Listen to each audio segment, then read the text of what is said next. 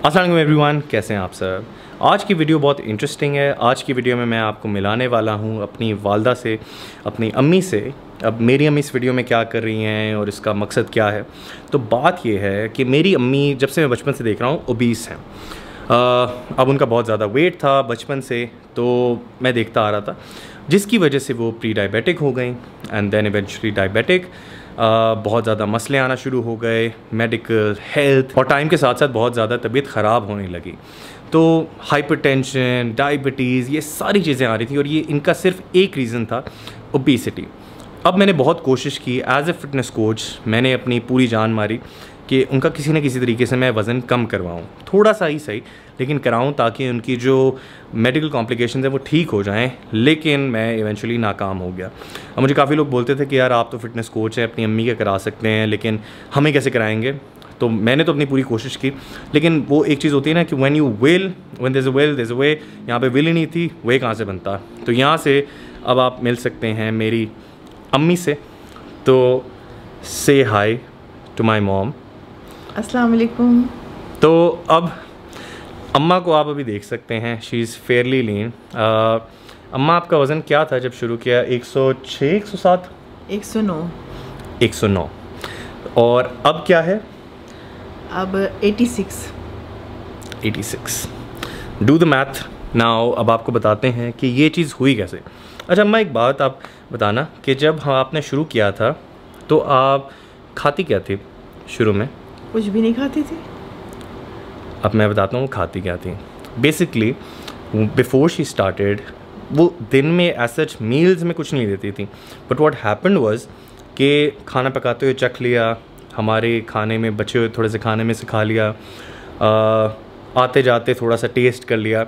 अब वो करते करते इवेंचुअली कैलोरिक सरप्लस में चली गई हैं। ऑफ कोर्स अम्मा को नहीं पता है कैलोरिक सरप्लस क्या होता है, उनके हिसाब से वो बहुत कम खाना खाती थी, लेकिन बहुत ज़्यादा होता था। इन दी एंड कैलोरीज बहुत ज़्यादा हो गई। तो अब अम्मा आप ज़रा बताना कि जो खाना पकाते हुए आप चखती थी उसमें से कितना चख लेते होगे आप?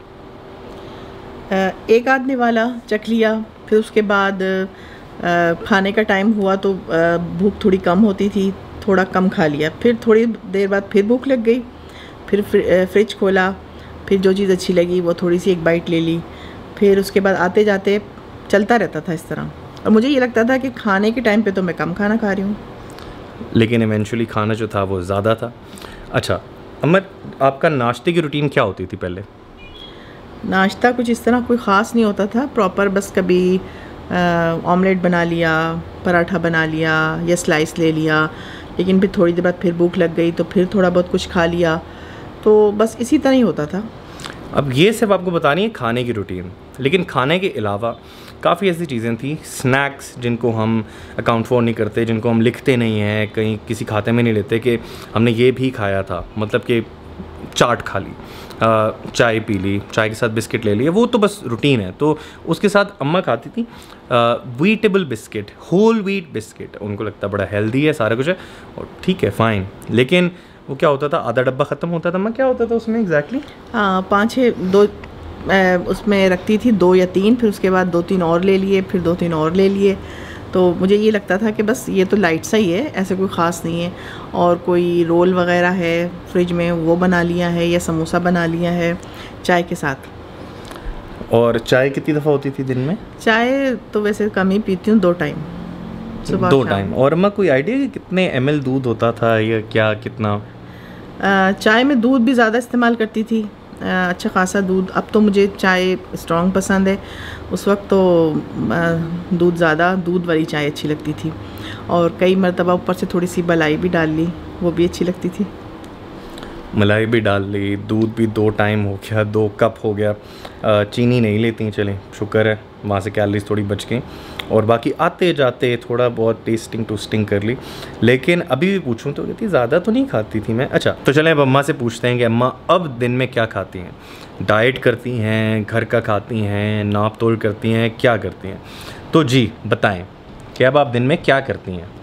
अब ये है कि हमज़ा ने मुझे डाइट प्लान दिया, पहले तो मुझे काफ़ी मुश्किल लगा कि हर चीज़ को नाप तोल के बनाना है और फिर खाना है, लेकिन ये कि आहिस्ता आहिस्ता मैंने थोड़ा सा हिम्मत की और आहिस्ता आहिस्ता आदत हो गई। और मज़ा इस चीज़ का, इस बात का है कि हर चीज़ खा सकती हूँ। यानी ये लोग, इनकी डाइट में हर चीज़ होती है, पुलाव भी है, बिरयानी भी है, जो हम देसी चीज़ें बहुत ज़्यादा पसंद करते हैं। मुझे वैसे ज़्यादा देसी चीज़ें ही पसंद है। तो ये इस तरह की डाइट में हर चीज़ थी, तो मुझे फ़ील ही नहीं हुआ कि मैं डाइट कर रही हूँ, और मेरा पेट भी भर जाता था, और कहीं भी मुझे ऐसा नहीं लगा कि मैं डाइट कर रही हूँ। और आहिस्ता आहिस्ता आहिस्ता मैं आदी हो गई, और मुझे इस चीज़ में मज़ा आने लगा कि जी हर चीज़ तो मैं खा रही हूँ, मैं किसी चीज़ से परहेज़ तो है ही नहीं, और वेट भी कम होता जा रहा है। तो इस चीज़ में सबसे ख़ास बात ये है। अब बात असल ये है, मैंने ये वीडियो बनाने का मकसद क्या था। प्रॉब्लम ये होती है कि लोगों को लगता है कि जब डाइट का नाम लेते थे तो आपके दिमाग में आता था ना, घास फूस खाना पड़ेगा, सब्जियां खाना पड़ेगी, और ये चीज़ें। तो ये चीज़ असल में नहीं होती। असल में your diet is very flexible, आप जो चाहें आप खा सकते हैं। ऐसे जो भी आपको किसी भी चीज़ से रोक रहा है वो गलत है, वो एक गलत अप्रोच है। मैं ये नहीं बोल रहा कि वो काम नहीं करती, हो सकता है काम करे, लेकिन इन दी एंड आप तंग आ जाएंगे और आप फिर बहाने ढूंढेंगे कि पिज़्ज़ा कब खाऊंगा, निहारी कब खाऊंगा। तो अम्मा ने भी ऐसी ही अप्रोच पहले फॉलो करती थी अगर डाइट की, तो मेरे से पूछे बगैर क्या क्या छोड़ देती थी अम्मा। जब खाना खा रही होती थी तो कभी ये छोड़ दिया, वो छोड़ दिया। तो पहले क्या होता था, अपनी तरफ से डाइट करती थी कि पिज़्ज़ा जो है वो नहीं खाना है, बर्गर है वो नहीं खाना है, फ्राइड चीज़ें, जितने भी फ्राइड आइटम है वो नहीं खाती थी। तो लेकिन ये कि फिर ये होता था कि दिल बहुत चाहता था कि ये चीज़ें भी मैं खाऊं। और जब खाती थी फिर कैसे खाती थी? और जब खाती थी तो ज़ाहिरी बात है कि फिर बहुत ज़्यादा हो जाता था, पाकिस्तानियों की तरह। तो अब ये है कि हर चीज़ मैं खा सकती हूँ, पिज़्ज़ा भी खा सकती हूँ, बर्गर भी खा सकती हूँ, जो चीज़ मैं चाहती हूँ मैं वो खा सकती हूँ।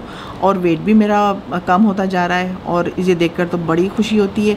आप हिम्मत ना हारें, और ये थोड़ा सा स्टार्ट में मुश्किल लगेगा, थोड़ा सा, उसके बाद आप आदी हो जाएंगे। जब आप ये देखेंगे रिज़ल्ट इतना अच्छा आ रहा है तो फिर आप को बिल्कुल कोई मुश्किल नहीं लगेगी, और बहुत आराम से होता जाएगा। तो गाइस अब मैं आपसे शेयर करने वाला हूँ अम्मा की बिफ़ोर और आफ्टर पिक्चर। तो जो पिक्चर है ये है अराउंड फरवरी की, मेरे ख्याल से फरवरी की पिक्चर है। तो फरवरी की ये पिक्चर है जिसमें अम्मा को आप देख सकते हैं, she was obese, she was overweight. अब बात सिर्फ ओवरवेट से ये नहीं होता कि जो फ़ैट है वो बुरा लग रहा है, ओवरवेट का ये भी इशू होता है कि हेल्थ कॉम्प्लिकेशन बहुत होती थी। तो शुगर का मसला था, किस चीज़ का मसला था, मसले ज़रा बताएं। शुगर का मसला था, और ब्लड प्रेशर भी रहता है। लेकिन अब डॉक्टर ने मेरी शुगर की जो मेडिसिन है वो बिल्कुल ख़त्म कर दी, मैं बिल्कुल नहीं खाती हूँ, और शुगर नॉर्मल हो गई है। और ब्लड प्रेशर की भी 1 टैबलेट लेती हूँ, पहले मैं 2 लेती थी, तो उसका भी बहुत फ़र्क पड़ा है। और अपने आप को बहुत हल्का फुल्का महसूस करती हूँ, वॉक करने को दिल चाहता है, उठने को, काम करने को दिल चाहता है, यानी बहुत एक्टिव रहती हूँ। तो आपकी स्क्रीन पे पिक्चर चल रही होगी अम्मा की बिफ़ोर एंड देन आफ्टर। ये आप देख सकते हैं कि ट्रांजिशन कैसे हुई, पहले कैसी थी, बाद में कैसी हुई। तो गाइस बात ये नहीं है कि अक्सर लोग बोलते हैं stay comfortable in your skin, लेकिन उसका ड्रॉबैक ये है कि अगर आप ओबीस हैं तो वो बहुत ज़्यादा रिस्क और कॉम्प्लिकेशन के साथ आता है, and in the and it's bad for you. It's not just about looking good, it's also about being healthy and having a good life style, आपको कोई बीमारी ना लगे। तो हमें अब बहुत खुशी होती है कि हमारी वालदा मोहतरमा को अब कोई मसला नहीं होता, तबीयत उनकी बेहतर रहती है, फिट लगती हैं, दिखने में भी अच्छी लगती हैं, पहले भी अच्छी थी, अब थोड़ी सी ज़्यादा अच्छी लगती हैं बिकॉज शी इज़ लीनर। और जैसे पहले चलने में मसला होता था, चलने में भी मसला था, बहुत होता था, तो because of being overweight, because हमने जब से आँख खोली है तब से तो हमने इनको ऐसा ही देखा है, ऐसा नहीं मतलब जैसी थी। तो अब अल्हम्दुलिल्लाह she is getting fitter and fitter with time. मैं एक और वीडियो लेके आऊँगा जिसमें मैं आपको इनकी फ़ाइनल ट्रांसफॉर्मेशन दिखाऊँगा। तो इन्होंने कलेक्टिवली अराउंड 25 किलोज़ लूज़ किए हैं जून, जुलाई, अगस्त एंड सितंबर, 4 मंथ्स, 4 महीने में।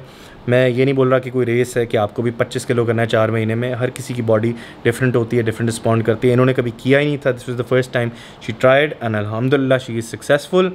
आप भी कर सकते हैं, but don't give yourself a time line, just go with the flow, जैसे चल रहा है। एक फ़ाइनल ट्रांसफॉर्मेशन की वीडियो भी लेके आऊँगा जिसमें मैं दिखाऊँगा कि फ़ाइनल ट्रांसफॉर्मेशन कैसी होती है।